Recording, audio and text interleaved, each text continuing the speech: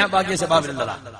ജിന്നുകളെ ആരാധിക്കുകയും അപ്പൊ ഇന്നൊരു കാര്യം മനസ്സിലാവുന്നുണ്ട്, ചോദ്യത്തിന്റെ സൃഷ്ടി ഇവിടെ അല്ല, മേലെന്ന് വന്ന ചോദ്യമാണ്. ഞാൻ ഇന്നത്തെ സ്വഭാവത്തിലുള്ളതാ.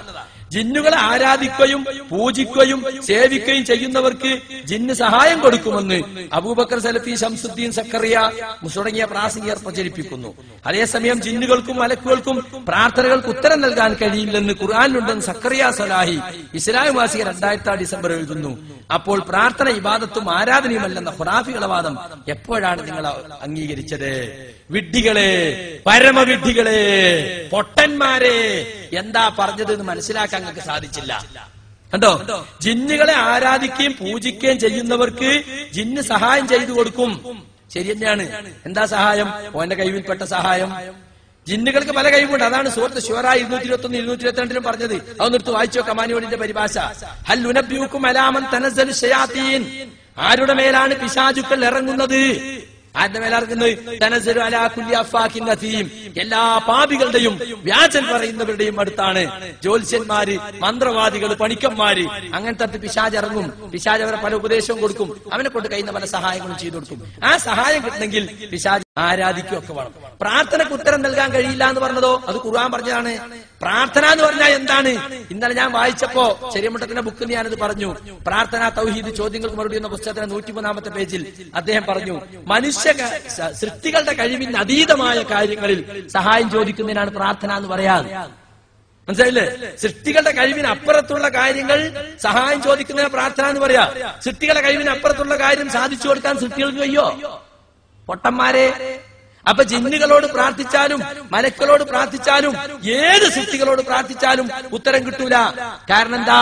പ്രാർത്ഥനക്ക് ഉത്തരം കൊടുക്കാനുള്ള കഴിവ് അല്ലാഹുവിന് കൊടുത്തിട്ടില്ല. പ്രാർത്ഥന എന്ന് പറഞ്ഞാൽ സൃഷ്ടികളുടെ കഴിവിന് അപ്പുറത്തുള്ള കാര്യം ചോദിക്കലാണ്. അവരെ കൈവിൽപ്പെടാത്ത അവരോട് ചോദിച്ചാൽ കിട്ടുമോ? ജിന്നിനോട് പ്രാർത്ഥിച്ചാലും കിട്ടൂല, മലക്കിനോട് പ്രാർത്ഥിച്ചാലും കിട്ടൂല. കാരണം അതിനുള്ള കഴിവ് അല്ലാഹു കൊടുത്തിട്ടില്ല. പക്ഷെ അവരെ കഴിവിൽപ്പെട്ട കാര്യങ്ങള് അവർ എന്ത് ചെയ്യും? അവരെ ആളുകൾക്ക് സഹായിക്കും. ഞാൻ 2 ആയത്തോതി. ഒന്ന് ലുനബ്ബിഉകും അലാ മൻ തനസ്സലു ശയാത്തീൻ, അതുപോലെ തന്നെ ഇന്നാ ജഅൽന ശയാത്തീന ഔലിയാ ലില്ലദീന ലാ യുഅ്മിനൂൻ, ഈമാനില്ലാത്ത ആളുകൾക്ക് പിശാചുക്കളെ അല്ലാഹു സഹായികളാക്കി വെച്ചിരിക്കുന്നു, മിത്രങ്ങളാക്കി വെച്ചിരിക്കുന്നു എന്ന് സൂറത്ത് അഅറാഫിൽ ആയത്ത്. അപ്പൊ അത് അള്ളാഹു നമുക്ക് വെച്ച പരീക്ഷണമാണ്. ആ പരീക്ഷണത്തിന്റെ അടിസ്ഥാനത്തിൽ ജ്യോത്സ്യന്മാരെയും ഗണിതക്കാരെയും ഒക്കെ പണിക്കന്മാരെയും അതുപോലെ മന്ത്രവാദികളെയും ഒക്കെ പിശാച് സഹായിക്കുന്നുണ്ട്. ആ സഹായവും പ്രാർത്ഥനക്ക് ഉത്തരം നൽകലും രണ്ടും രണ്ടാണ്. എന്നിട്ട് അതിന് പുതിയ വാദം ഉണ്ടാക്കിയിരുന്നതാ പ്രാർത്ഥന ഇബാദത്തും ആരാധനയുമല്ലെന്ന ഖുറാഫികളുടെ വാദങ്ങൾ അംഗീകരിച്ചു. എന്നിട്ട് ഈ സുല്ലമി, ഈ വിടുവായിത്വം ഒരു ശബാബിലെ ഒരു പേജ് മുഴുവൻ എഴുതിയിരിക്കുന്നു. ഇതൊക്കെ ഏറ്റുപാടുന്ന മൈക്കകളെ നിങ്ങൾക്ക് ഒന്ന് ബുദ്ധി കൊടുത്ത് ചിന്തിച്ചൂടെ? വെറും മൈക്ക, മെഗാഫോണുകൾ. ഇയാൾ എന്ത് പൊട്ടത്തര എഴുതിയാലും അതൊക്കെ പ്രസിദ്ധീകരിക്കാൻ ഒരു ശബാബുണ്ട്. നിങ്ങൾ ആലോചിച്ച് നോക്കണം. ജിന്നുകൾ അവന്റെ ആളുകളെ സഹായിക്കും, അവന്റെ കൈവിൽപ്പെട്ട കാര്യങ്ങൾ. ഇപ്പൊ ദൂരത്തുള്ള സാധനങ്ങൾ പെട്ടെന്ന് പോയി എടുത്തു വരാനോ അത് പറഞ്ഞു കൊടുക്കാനോ ശൈത്താന് സാധിക്കും. അത് അവന്റെ കൈവിൽപ്പെട്ട കാര്യമാണ്. പ്രാർത്ഥന എന്ന് പറഞ്ഞാൽ അങ്ങനല്ല. പ്രാർത്ഥിക്കുക എന്ന് പറഞ്ഞാൽ എന്താ? മനുഷ്യ സൃഷ്ടികളെ കഴിവിന് അപ്പുറത്തുള്ള കാര്യങ്ങളിൽ സഹായം ചോദിക്കാനാണ്. അത് ജിന്നിനോട് ചോദിച്ചാൽ കിട്ടൂല, മലക്കിനോട് ചോദിച്ചാൽ കിട്ടൂല. അത് അള്ളാഹ്ക്ക് മാത്രമുള്ള കഴിവാണ്. അതാണ് അത് ജിന്നിനും കഴിയില്ല, മലക്കിനും കഴിയില്ല, സൃഷ്ടികൾക്കാർക്കും കഴിയില്ല. ചെയ്യുന്ന പറഞ്ഞ സഹായം അവരെ കഴിവിൽപ്പെട്ട സഹായവുമാണ്. ഇത് രണ്ടും വേർതിരിച്ച് മനസ്സിലാക്കാത്താണ് ഇവർക്ക് പറ്റിയ കുഴപ്പം എന്ന് നിങ്ങൾ മനസ്സിലാക്കണം. അപ്പൊ ജിന്നുകൾ സഹായിക്കും എന്ന് പറഞ്ഞത് അവരെ കഴിവിൽപ്പെട്ട കാര്യങ്ങളാണ്.